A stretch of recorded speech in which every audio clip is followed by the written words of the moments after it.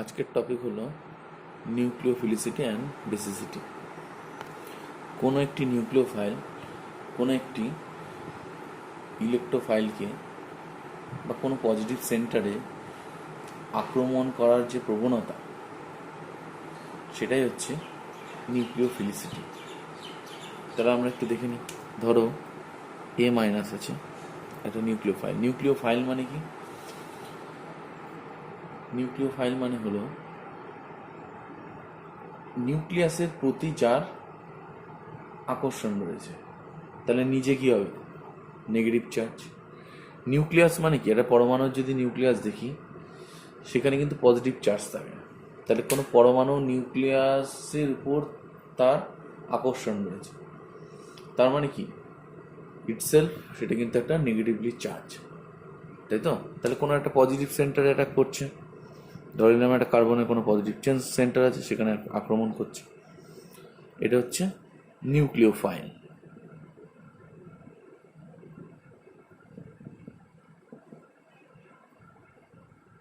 এবার দেখছি বেসটা কি। বেস হলো একই নেগেটিভ চার্জ। ধর কোনো একটা নেগেটিভ চার্জের কোনো স্পিসিস আছে, সেটা কি হচ্ছে? কোনো একটা এইচ প্লাসকে ধরছে, তখন সেটা কিন্তু বেস। তাই না? কোনো একটা নেগেটিভ চার্জ একটা পজিটিভ চার্জকে আক্রমণ করছে। যদি কোনো একটা এইচ প্লাস বাদে কোনো একটি সেন্টারে যদি সে আক্রমণ করে, সেটা হচ্ছে তখন নিউক্লিওফাইল। আর যদি কোনো একটা এইচ প্লাসকে সে ধরে, তখন সেটা কিন্তু সে কিন্তু ক্ষার হিসেবে কাজ করবে। তাহলে এটা হচ্ছে বেস বা ক্ষার, আর এটা কিন্তু নিউক্লিওফাইল। একই জিনিস, তার কিন্তু ক্যারেক্টারটা ভিন্ন। যখন যখন এইচ প্লাসকে করবে তখন হচ্ছে বেস, আর যখন কোনো পজিটিভ সেন্টারকে করবে তখন সে কিন্তু নিউক্লিওফাইল। আশা করি এটা হচ্ছে মূল বিষয়, এইটুকু বোঝা গেছে। এবার আমরা দেখব তুলনা। প্রথমে আমরা দেখছি যে নিউক্লিওফাইলগুলি যখন নিউক্লিওফাইলে যে অ্যাটমগুলো অ্যাটাক করবে, সেগুলো যদি ডিফারেন্ট হয়, সেই ক্ষেত্রে একবার দেখব। আবার যদি অ্যাটাকিং অ্যাটমগুলো যদি সেম হয়, তাহলে সেগুলো আমরা দেখব। প্রথমে আমরা দেখে নিচ্ছি ডিফারেন্ট অ্যাটাকিং অ্যাটম। ধরো একটা কমন এক্সাম্পল নিয়ে নিচ্ছি, ফ্লোরিন, ক্লোরিন, ব্রোমিন, আয়োডিন। হ্যালাইডগুলো নিলাম। প্রত্যেকের মাথায় নেগেটিভ চার্জ রয়েছে, তাই তো? এইবার দেখো কোনো একটা পজিটিভ সেন্টার নিচ্ছি, বুঝতে হবে বিষয়টা। হ্যাঁ, ধরো একটা নিচ্ছি CH3, একটা পজিটিভ চার্জ আছে। একটা লিভিং গ্রুপ নিচ্ছি, ধরো OTS। এগুলো আমরা সব পরে বলবো, লিভিং গ্রুপটাও আমরা আলোচনা করব। একটা লিভিং গ্রুপ ধরো,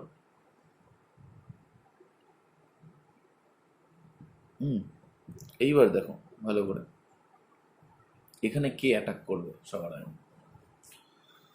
F মাইনাস অ্যাটাক করতে পারে, Cl মাইনাস অ্যাটাক করতে পারে, Br মাইনাস অ্যাটাক করতে পারে, I মাইনাস অ্যাটাক করতে পারে। কিন্তু তার প্রবণতা কার বেশি, মানে নিউক্লিওফিলিসিটি কার বেশি? সবকটাই নিউক্লিওফাইল এখানে, নেগেটিভ চার্জ যেহেতু রয়েছে, তাহলে সবাই কিন্তু অ্যাটাক করবে, কিন্তু কেউ কম কেউ বেশি।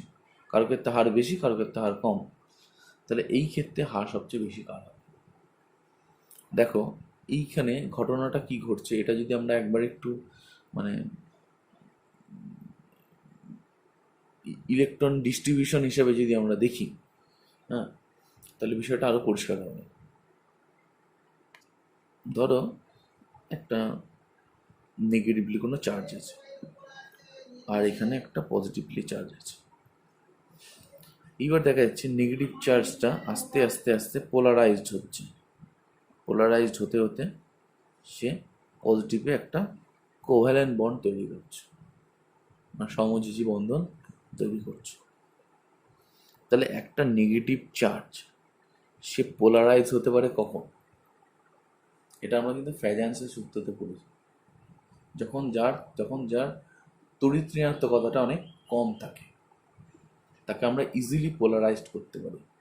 মানে ইলেকট্রনের ক্লাউডে যে ডিফর্মেশন, সেটা কিন্তু আমরা তড়িৎ ঋণাত্মকতা থেকে বিচার করতে পারি। যার যত বেশি তড়িৎ ঋণাত্মকতা বেশি, মানে ধরো ফ্লুরিনের তড়িৎ ঋণাত্মকতা অনেক বেশি, তখন এ কিন্তু তার ইলেকট্রনের যে মেঘ, সে ক্লাউডটাকে কিন্তু সে টেনে ধরে রয়েছে, তাহলে ও কিন্তু এভাবে ডিফর্মেশন হতে পারবে না, তাই তো? কিন্তু আমরা যদি আস্তে আস্তে উপর থেকে নিচের দিকে যাই, দেখা যাবে কি হবে। আয়োডিনের আয়োডিনের ক্ষেত্রে দেখতে পারবো আমরা কি, যে এর কিন্তু ইলেকট্রোনেগেটিভিটি কম, এ কিন্তু সহজেই ডিফর্মেশন হতে পারবে, অর্থাৎ একটা সমযোজী বন্ধন তৈরি করতে পারবে। তাহলে অ্যাটাক করার প্রবণতা কার বেশি হবে? যে সমযোজী বন্ধন সহজেই তৈরি করবে। তাহলে এই ক্ষেত্রে আমরা দেখে নিচ্ছি যে আই মাইনাস, তারপরে বিআর মাইনাস, তার মানে সিএল মাইনাস, তারপরে এফ মাইনাস, এটা হচ্ছে নিউক্লিওফিলিসিটির ক্রম। সবচেয়ে বেশি আয়োডিন, তারপরে ব্রোমিন, ক্লোরিন, তারপরে ক্লোরিন। আশা করি এইটুকু পুরো পরিষ্কার হয়েছে। নেক্সট দেখো চলে আসছি যে নিউক্লিওফিলিসিটিটা কীভাবে পরিবর্তন হচ্ছে। ধরো আমার কাছে কোনো পজিটিভলি কোনো একটা ইলেকট্রোফাইল আছে, এবার আমার একই রকমভাবে নিউক্লিওফাইল রয়েছে ফ্লুরিন, ক্লোরিন, ব্রোমিন, আয়োডিন। কে অ্যাটাক করবে সবচেয়ে বেশি? তার মানে এখানে আমরা দেখব যে যার ইলেকট্রন ঘনত্ব যত বেশি, সে কিন্তু তত বেশি প্লাসের কাছে যাবে। এই জায়গাটা ব্যাখ্যাটা যেটা রয়েছে, ই প্লাসটা হচ্ছে ইলেকট্রোফাইল, মানে ইলেকট্রোফাইল মানে যারা ইলেকট্রনকে পছন্দ করে। নিউক্লিওফাইল মানে আমরা কি বলেছিলাম, নিউক্লিয়াসকে পছন্দ করে, তারপরে নিজে নেগেটিভ। আর ওটা হচ্ছে ইলেকট্রোফাইল মানে যারা ইলেকট্রনকে পছন্দ করে, নিজে পজিটিভ, তাই জন্য পজিটিভলি চার্জ। এবার ধরো যেটা বলতে চাইছি, যে এখানে একটা মানে প্রিন্সিপাল কাজ করে, সেটা হচ্ছে কি হার্টস অফ অ্যাসিড বেস থিওরি বলে একটা প্রিন্সিপাল আছে। সেখানে বলছে হার্ড বেসকে সবসময় পছন্দ করে, আর হার্ড বেস সবসময় হার্ড অ্যাসিডকে পছন্দ করে, আর সফট বেস সবসময় সফট অ্যাসিডকে পছন্দ করে। এভাবে আমরা ব্যাখ্যা দিতে পারি। একটা প্লাস আছে, সে কিন্তু হার্ড অ্যাসিড, এই HSAB যে প্রিন্সিপালটা, ওটা আমরা পরে আলোচনা করবো। আমরা জাস্ট একটু বলে রাখছি যে যখন পজিটিভ চার্জ হয় সেটা হার্ড অ্যাসিড হয়।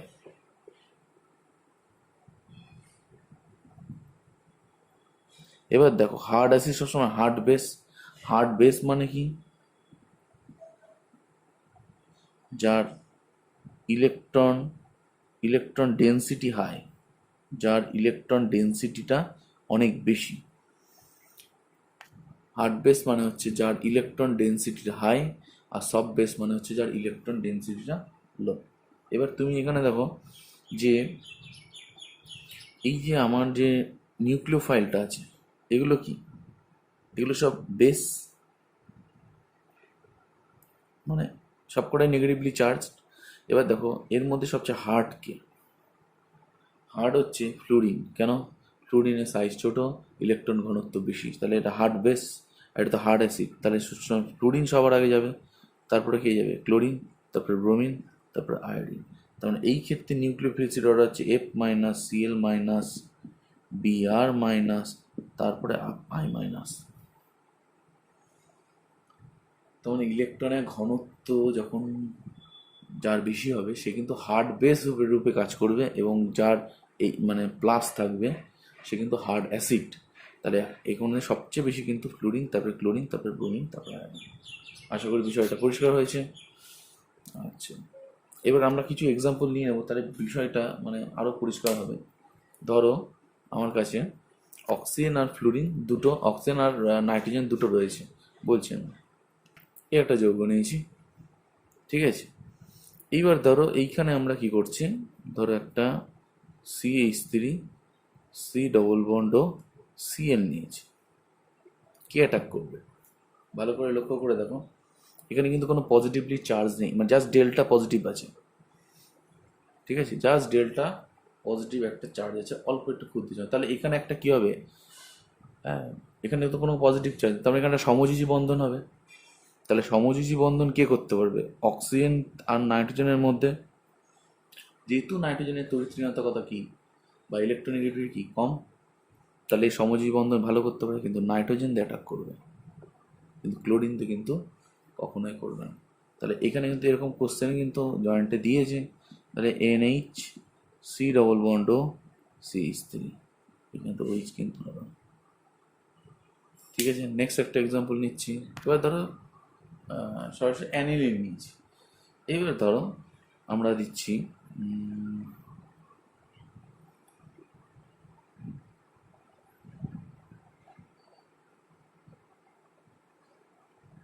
ধরো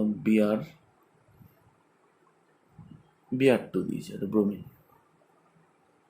এইবার দেখো যে নাইট্রোজেনের মাথায় ইলেকট্রন ঘনত্ব রয়েছে, আবার রেজোনেন্সের জন্য আমরা কি জানি, অর্থতে একটা নেগেটিভ, এই অর্থ নেগেটিভ, একটা প্যারাতে নেগেটিভ।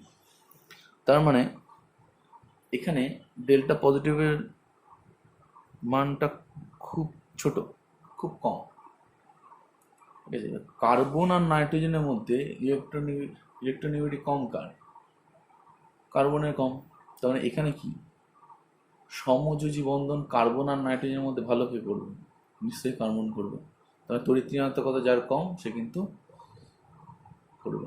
তার মানে আমরা দেখতে পারবো এই কার্বন দিয়ে কিন্তু অ্যাটাক হবে। তখন দেখা যাচ্ছে নাইট্রোজেনের এই অর্থ আর প্যারাতে তিনটে জায়গায় ব্রোমিন ঢুকে যাচ্ছে, কারণ ওখানে কার্বনের তড়িৎ ঋণাত্মকতা কম, আর এখানে কিন্তু সমযোজী গঠন হওয়ার প্রবণতা বেশি। এবার চলে আসছি বেসিসিটির জায়গায়। বেসিসিটির ক্ষেত্রে কি দেখবো, ধরো বেসিসিটি মানে কি, সেখানে একটা H+ আর। এবার দেখো সহজেই বোঝা যাবে। আমার কাছে রয়েছে ফ্লোরিন, আমার কাছে ক্লোরিন, আমার কাছে ব্রোমিন, আমার কাছে আয়োডিন।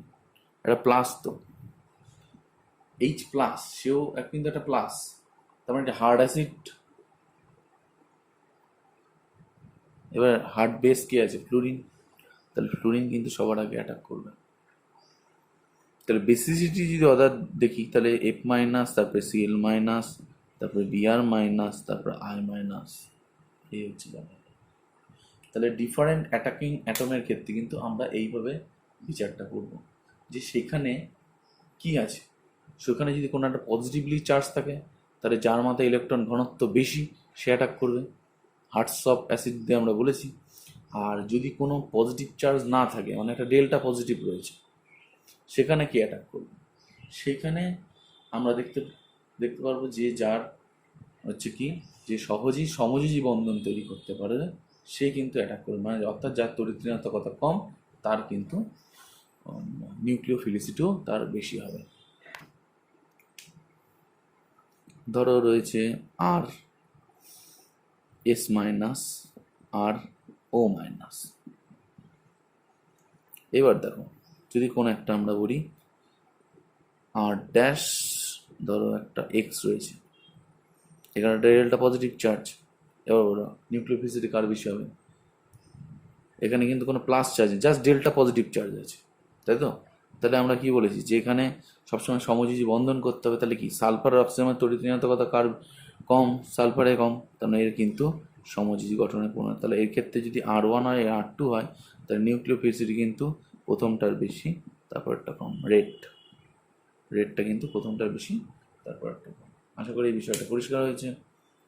আচ্ছা, এখানে আমরা একটা এক্সাম্পল আরেকটা নিয়ে নিচ্ছি। তো আমরা সায়ানাইড, যে আইসোসায়ানাইড, সেটাও কিন্তু আমরা ব্যাখ্যা করতে পারি। কীভাবে একটু দেখি। ধরো CN রয়েছে নেগেটিভ, এখানে লোন পে। এইবার ধরো আমার কাছে কোনো ধরো CH3Br রয়েছে। দেখো এটা আমরা কিন্তু সহজেই বলতে পারি, দেখো পজিটিভ, এখানে নেগেটিভ। এবার ধরো ডেল্টা পজিটিভ চার্জ রয়েছে, তাহলে এখানে কি অ্যাটাক করতে পারে? অ্যাম্বিডেন্টের নিউক্লিওফাইল, তাহলে কার্বনও করতে পারে, নাইট্রোজেনও করতে পারে। তাহলে দেখো তড়িৎ ঋণাত্মকতা কার কম? কার্বনের কম। আর সমযোজী বন্ধন কে করতে পারে? কার্বন করতে পারবে। তার মানে এই হচ্ছে অ্যাটাক করলো, এদিক থেকে বেরিয়ে গেলো, তার মানে তৈরি হলো কি CH3C ট্রিপল বন্ডে, মানে কার্বন দিয়ে অ্যাটাক করে সায়ানাইড। এবার তখন নেক্সট চলে আসছে C+N নেগেটিভ।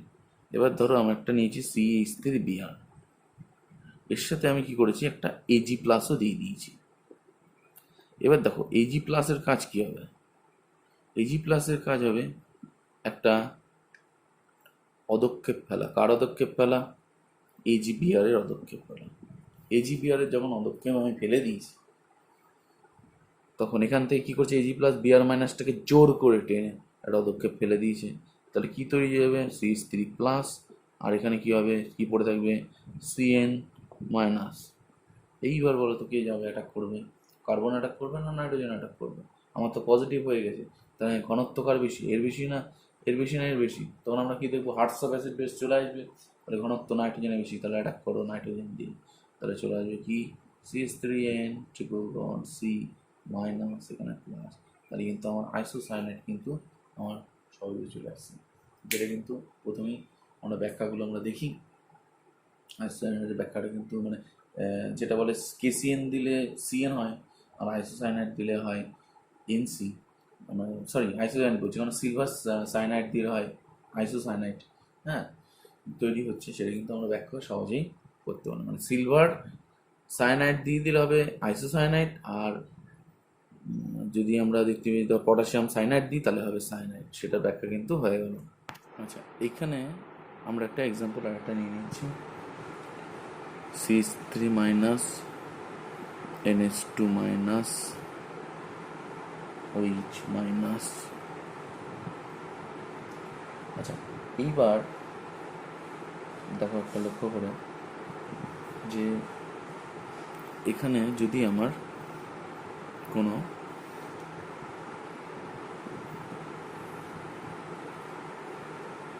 ডেল্টা প্লাস আছে, তাহলে কে অ্যাটাক করবে সবচেয়ে বেশি, নিউক্লিওফাইল কার্ড হবে, নিউক্লিওফিলিসিটি যার তড়িৎরন্তকতা কী হবে, কম, সহজেই সমযোজী বন্ধন তৈরি করতে পারবে।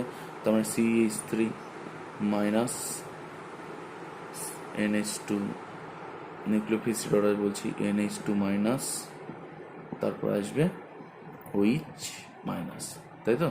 এক্ষেত্রে যদি R1 বলি, R2 বলি, R3 বলি, রেডটা, তার মানে সবচেয়ে বেশি কী হবে, R1, কারণ নিউক্লিওফিলিসিটির হার সবচেয়ে বেশি, তারপর R2, তারপর R3। এইবার দেখো একটা বেসিসিটির ক্ষেত্রে এক্ষেত্রে ছোট্ট একটা এক্সেপশন আছে, সেটা আমরা একটু বলে রাখি। ধরো একটা কোনো পজিটিভ চার্জ আছে, একটা ইলেকট্রোফাইল আছে, কে অ্যাটাক করবে সবচেয়ে বেশি? আচ্ছা, এই ক্ষেত্রে স্বাভাবিক ব্যাপার যে যার নেগেটিভ ইলেকট্রনের ডেন্সিটি যার বেশি হবে সেটাই করবে। তাহলে আমরা এখানে কি বলতে পারি, যে এখানে OH মাইনাস সবচেয়ে বেশি, তারপরে কি NH2 মাইনাস,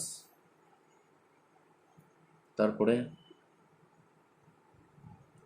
CH3 মাইনাস।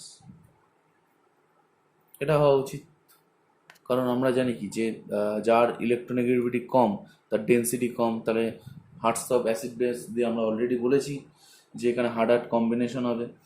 হ্যাঁ, তাহলে এখানে OH মাইনাস সবচেয়ে বেশি, তারপরে NH2, তারপরে CH3 মাইনাস। কিন্তু দেখা যাচ্ছে এই ক্ষেত্রে CH3টা কিন্তু সবার আগে চলে আসছে, অর্থাৎ এখানে হাইড্রোকার্বনের উপরে যদি ঋণাত্মক চার্জ হয় সে কিন্তু সবার আগে ইলেকট্রোফাইলকে ধরবে। অর্থাৎ যদি এখানে H প্লাস যদি থাকে সেক্ষেত্রেও কিন্তু একই রকমভাবে এই ট্রেনটা ফলো করবে। তার কারণ হলো যে ধরো একটা কোনো CH3 CH4 আছে, মিথেন আছে, এইগুলো প্রচণ্ড স্টেবল কম্পাউন্ড,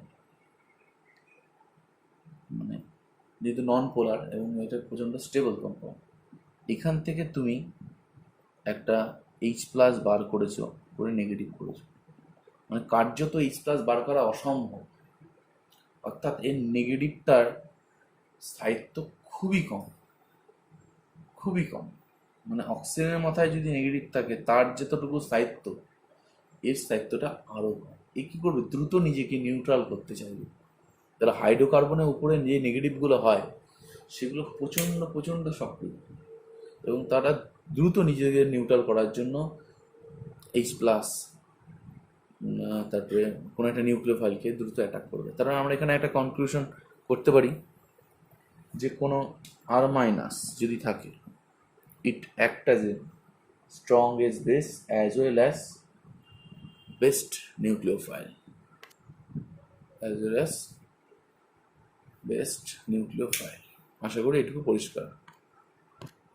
সেম অ্যাটাকিং কার্বনের সেম অ্যাটাকিং যে অ্যাটমের ক্ষেত্রে আমরা দেখছি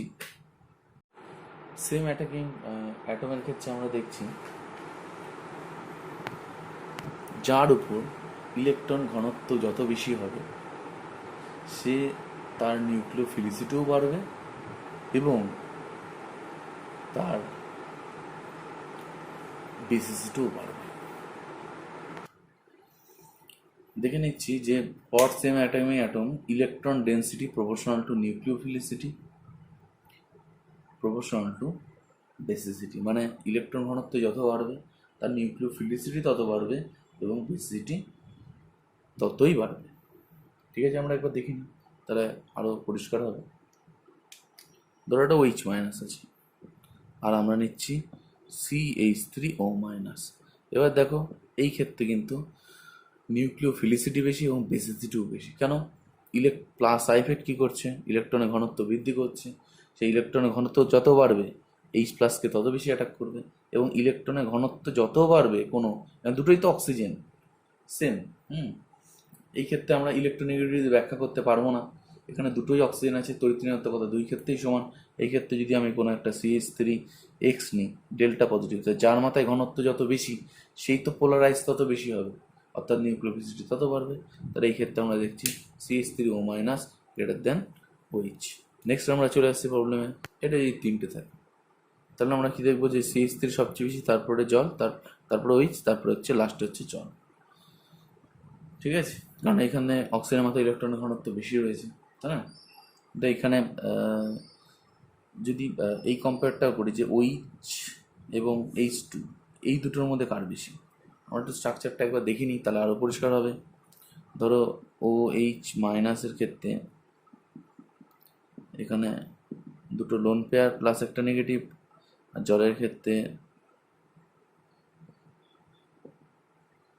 দুটো লোন পেয়ার রয়েছে। এবার দেখো এই ক্ষেত্রে কি হচ্ছে, OH এর ক্ষেত্রে যখন ইলেকট্রন ঘনত্ব অক্সিজেনের উপর যত বেড়ে যায় তখন কিন্তু নেগেটিভ চার্জগুলো বা ইলেকট্রনগুলো স্টেবিলিটি কমে যায়। তারা চাইবে কি যে ইলেকট্রনটা দ্রুত ডোনেট করে নিজেদের রিপালশনটা, যে ইলেকট্রনিক যে রিপালশনটা সেটা কমানোর চেষ্টা করে। তার মানে এই ক্ষেত্রে ডোনেট করার প্রবণতা বেশি OH মাইনাসের ক্ষেত্রে। সুতরাং এই ক্ষেত্রে কী হবে, নিউক্লিওফিলিসিটিও বেশি হবে এবং বেসিসিটিও কী হবে, বেশি। আশা করি পরিষ্কার হয়েছে।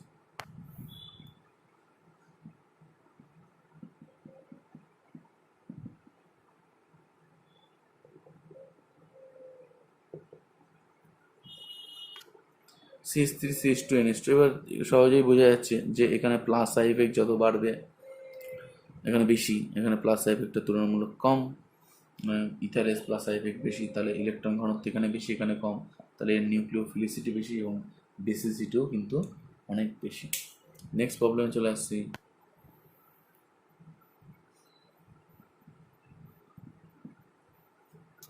তিনটে রয়েছে, RO minus, OH minus, RCOO minus.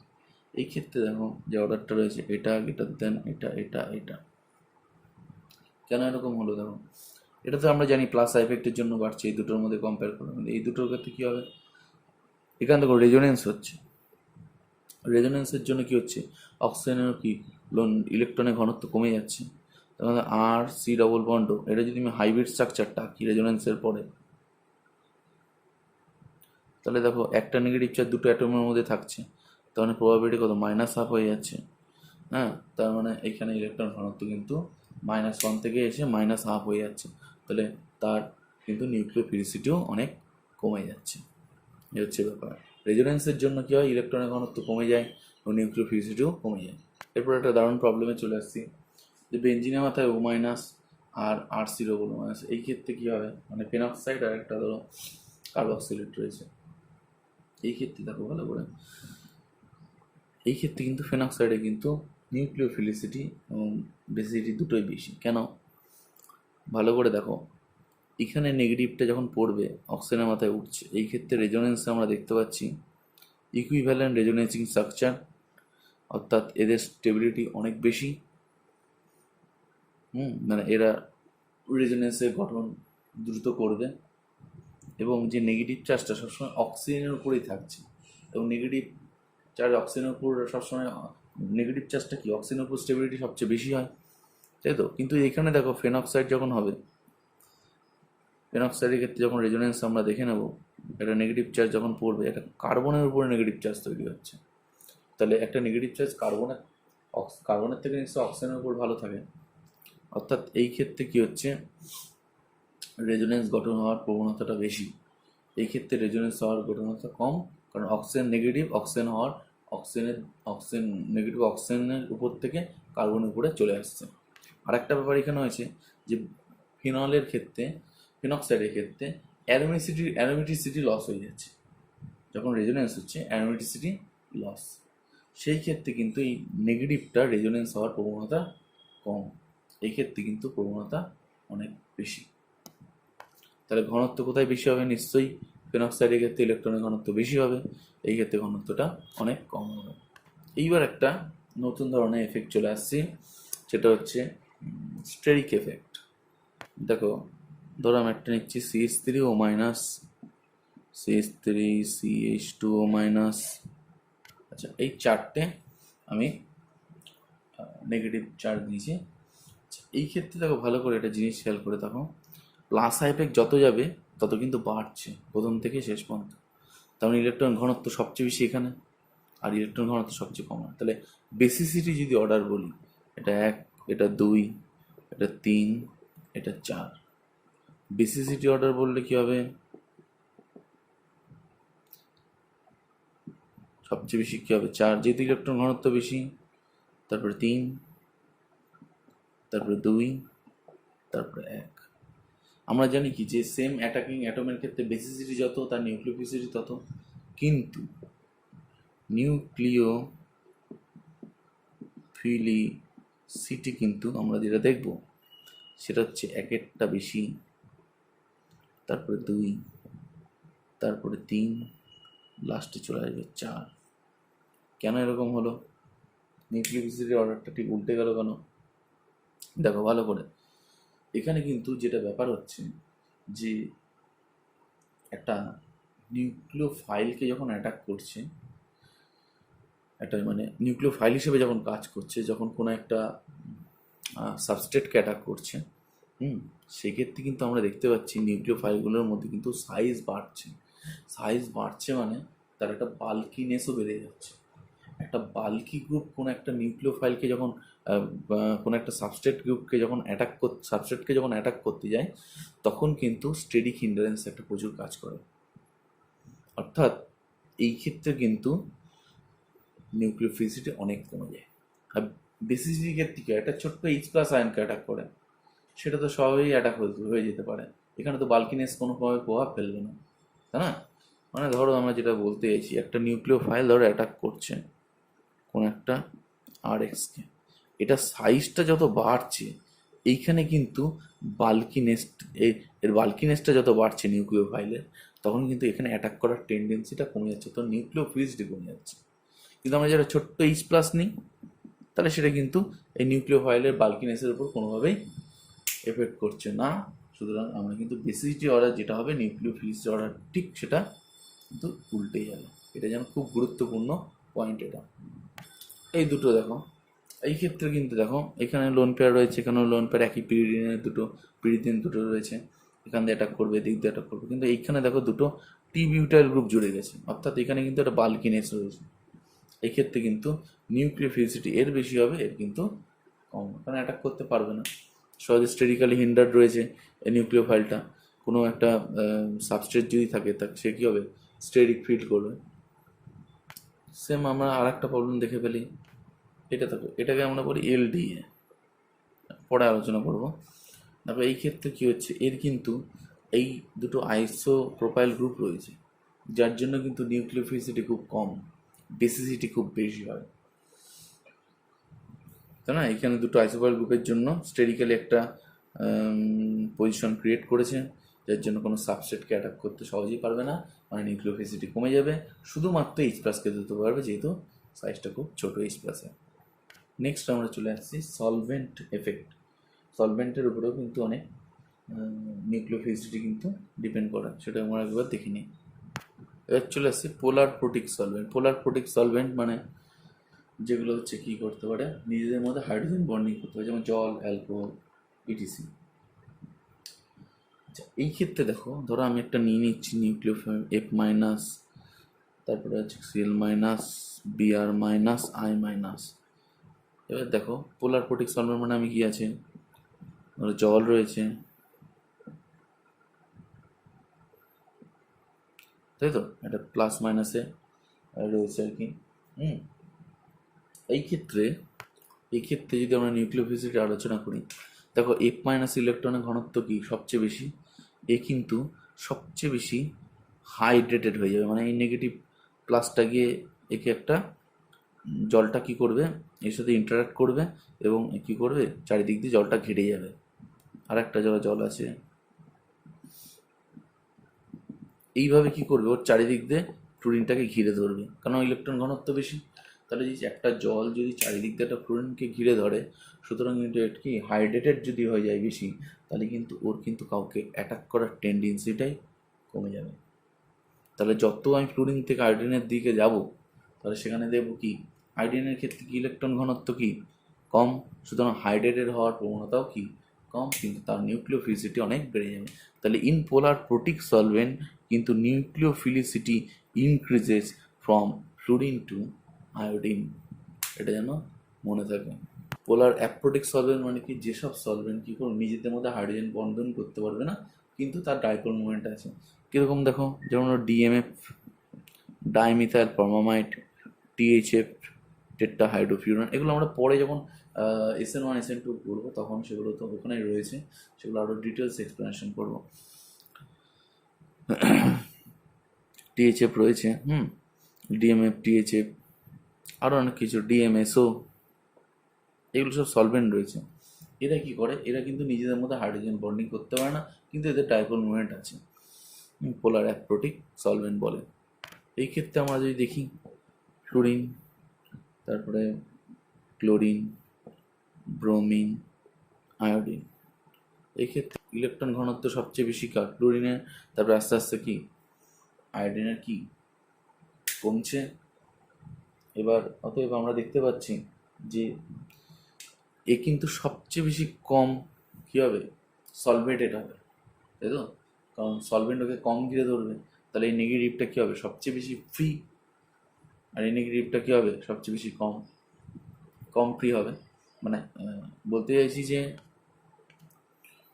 মানে এই নেগেটিভটা ঘনত্বটা অনেক বেশি, কিন্তু সলভেন্ট সেভাবে ঘিরে ধরছে না, ফলে কি হচ্ছে, এই ক্ষেত্রে আমরা দেখতে পাচ্ছি যে ফ্লুরিনের কিন্তু নিউক্লিওফিলিসিটি বেশি। তাহলে হাইড্রোজেন থেকে ফ্লুরিনের দিকে যে যত যাব, তাহলে কিন্তু নিউক্লিওফিলিসিটি তত বাড়বে in case of polar aprotic solvent. এরপরে চলে আসছি লিভিং গ্রুপ, লিভিং টেন্ডেন্সি কার বেশি সেটা একটু আমরা দেখে নিই। RX রয়েছে, এবার আমরা দেখতে পাচ্ছি এই যে বেরিয়ে যাচ্ছে, এই যে বেরিয়ে যাচ্ছে, এগুলো আমরা SN1 এবং SN2-তে পড়াবো। তার আগে আমরা একটু জাস্ট কতগুলো অর্ডার বলে দিচ্ছি, তাতে পরবর্তীকালে সুবিধা হবে। X ধরো বেরিয়ে যাচ্ছে, এটা হচ্ছে লিপ করে যাচ্ছে, তাই না, তাহলে অর্থাৎ দেখা যাচ্ছে ধরো একটা কার্বন রয়েছে, তার সাথে ফ্লুরিন, তার সাথে কার্বনের সাথে ব্রোমিন, কার্বনের সাথে